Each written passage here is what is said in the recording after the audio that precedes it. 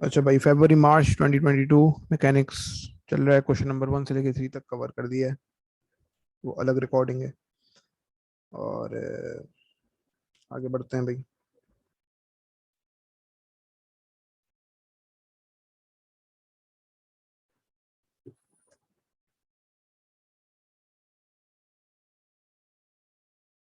किधर गया यार पेपर?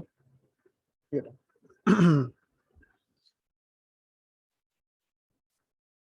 Question number 4।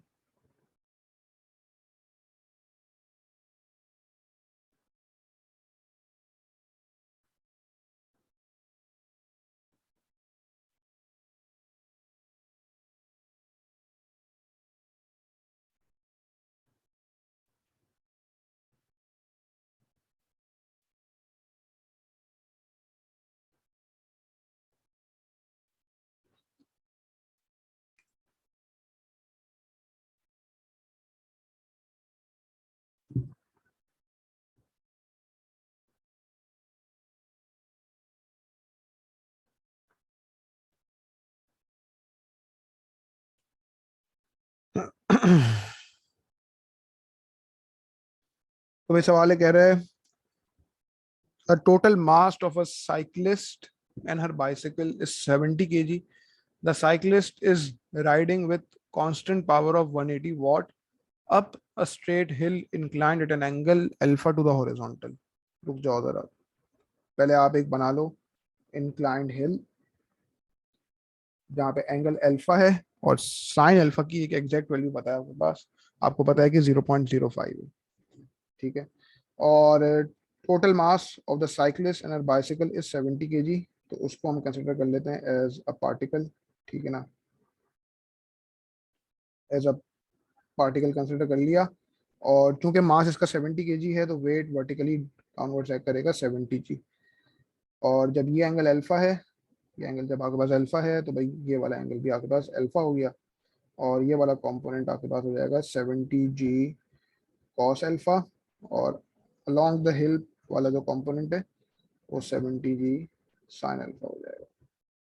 और ये हो जाएगी normal contact force perpendicular to the plane, perpendicular to the हिल।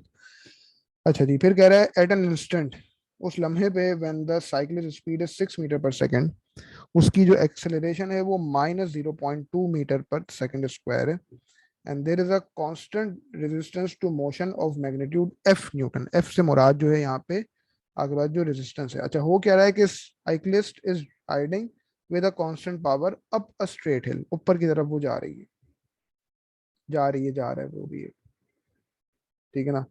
तो वो ऊपर की तरफ जब साइक्लिस्ट जा रहा है तो आपके पास जो है रेजिस्टेंस जो है वो ऑपोजिट डायरेक्शन में एक्ट करेगी और उस रेजिस्टेंस का जो मैग्नीट्यूड है वो एफ न्यूटन है। और आपने क्या करना है, आपने जो है वो एफ की वैल्यू निकालनी है। ठीक है।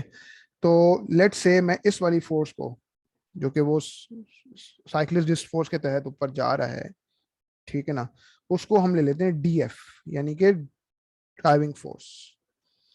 और पहले हम वो निकाल लेते हैं, क्योंकि हमें पता है कि power is equal to force multiply by speed. ये जो फोर्स होती है ना, ये नेट फोर्स नहीं होती।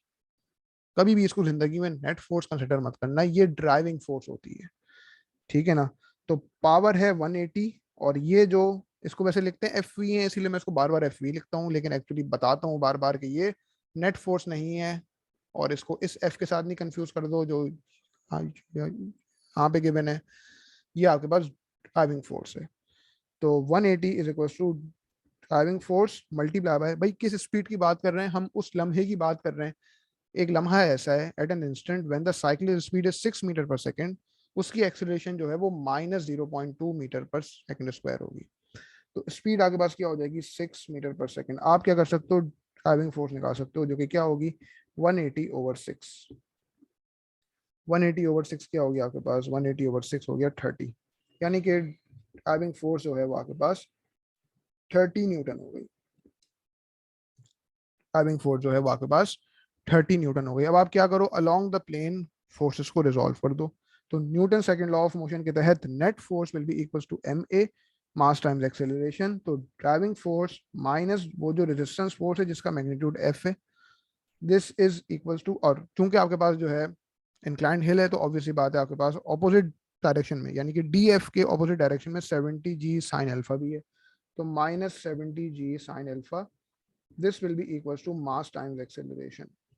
ठीक है ना, तो ऊपर जा रहा है और एक्सेलरेशन की वैल्यू माइनस में, ऊपर जा रहा है और एक्सेलरेशन की वैल्यू माइनस में है, यानी कि डिसेलरेट कर रहा है। पता चला कि भाई driving force minus F minus 70 g sine alpha की जो वैल्यू होगी वो नेगेटिव होगी, यानी कि sum of these forces will be negative. ठीक है ना, तो ड्राइविंग फोर्स आपने रख दी 30, 30 minus F minus 70 g sine alpha. मैं थोड़ी स्पेस बना दूं पहले यार, ताकि एक साथ पूरी वर्किंग आ जाए, सब मिक्सअप हो जाता है फिर।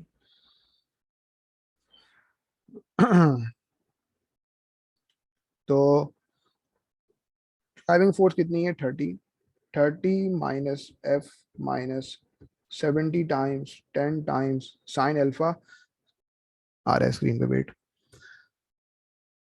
और साइन अल्फा की एग्जैक्ट वैल्यू है 0.005, and this is equal to mass times acceleration, यानी कि 70 टाइम्स माइनस 0.2। इस इक्वेशन को सॉल्व करें और एफ निकालें जल्दी से।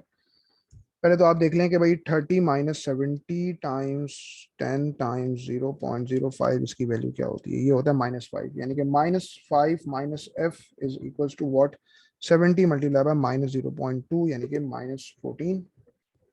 ठीक है ना, तो -5 plus 14 is equal to F, तो 14 माइनस 5 क्या हो गया 9, एफ इज इक्वल टू 9, ये आपके पास आ गई वैल्यू ऑफ एफ 9 न्यूटन।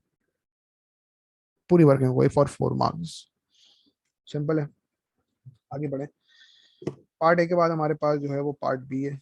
क्या कहता है पार्ट बी, कि फाइंड द स्टेडी स्पीड, आपको वो कांस्टेंट स्पीड निकालनी है, स्टेडी स्पीड निकालनी है that the cyclist could maintain up the hill when working at this power. इस पावर पे जब वो वर्क कर रहा होगा तो वो स्टेडी स्पीड क्या है।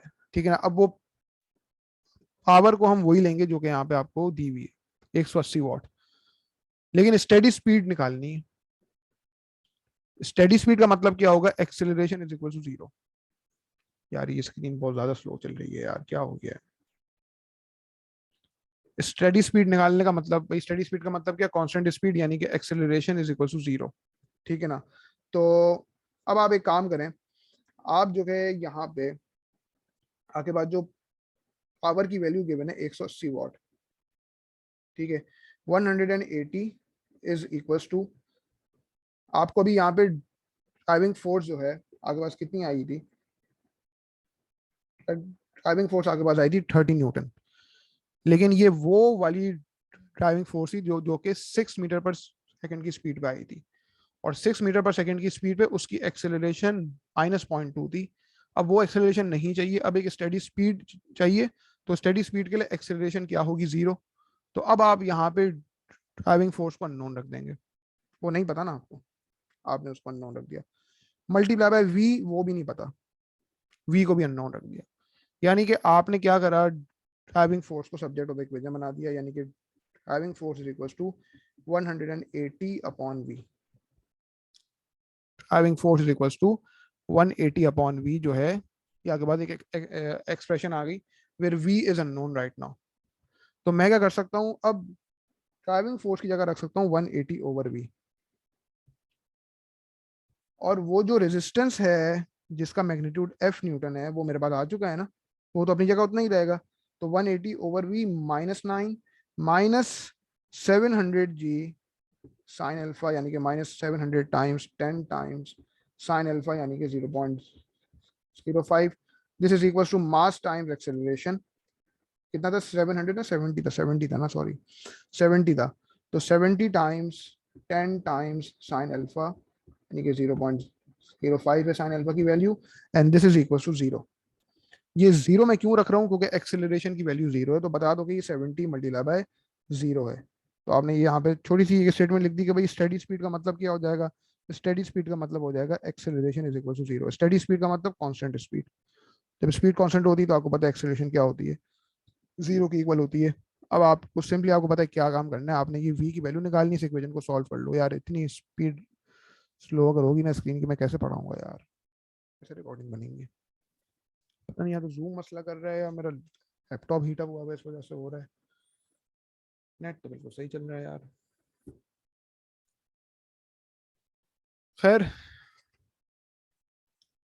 पूरा लिखा आ जाए जो मैंने लिखा है, तो फिर आगे बढ़ता हूँ और बाकी सवालों की रिकॉर्डिंग बनाता हूँ बाद में।